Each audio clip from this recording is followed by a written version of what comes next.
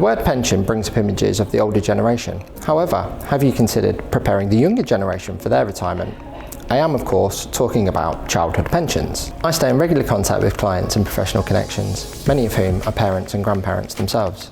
A pension can be put in place for a child from as early as birth, with the adult continuing to make contributions on their behalf. Typically, as children tend not to have relevant UK earnings subject to income tax, the maximum tax relievable pension contribution is £3,600 gross per annum.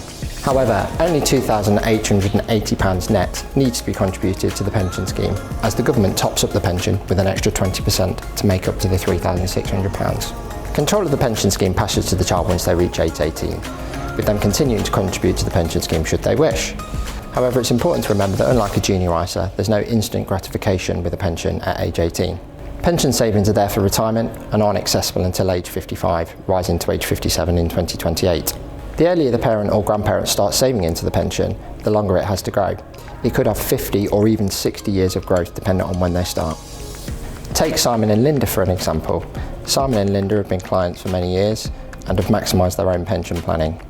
Back in 2018, we set up a pension plan for each of their children, Ryan and Alex, with a 10-year investment plan. It's now 2025, Ryan's 13 and Alex is 15. The parents have contributed £25,200 to each of their pensions over the past 7 years, costing them only £20,160 each. But it's when you factor in the compound interest that the real value really shows. The pensions have grown in value by an average of 4.7% per annum over the past 7 years, meaning they've earned interest of £4,688, giving them a total value of £29,888 each.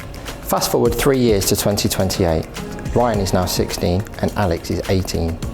The parents have contributed an extra £10,800 over this period, costing them £8,640. So assuming a conservative growth rate of 4% per annum, the balance of each of their pension schemes could be £45,184, a growth of £4,496 over just 3 years. That's the 10-year investment plan Simon and Linda set out, finished. But that's just the start for Ryan and Alex. They each have a great starting pension pot of £45,184, but they can't access that pension until age 57, and that's some 40 years away. It could be more like age 60 by then. So how did they get there?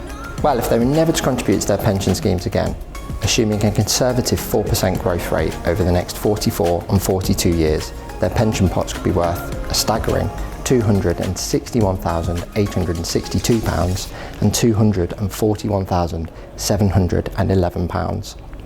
Not bad from a £28,800 net contribution each from their parents. Or they could start contributing themselves and further increase their potential fund value.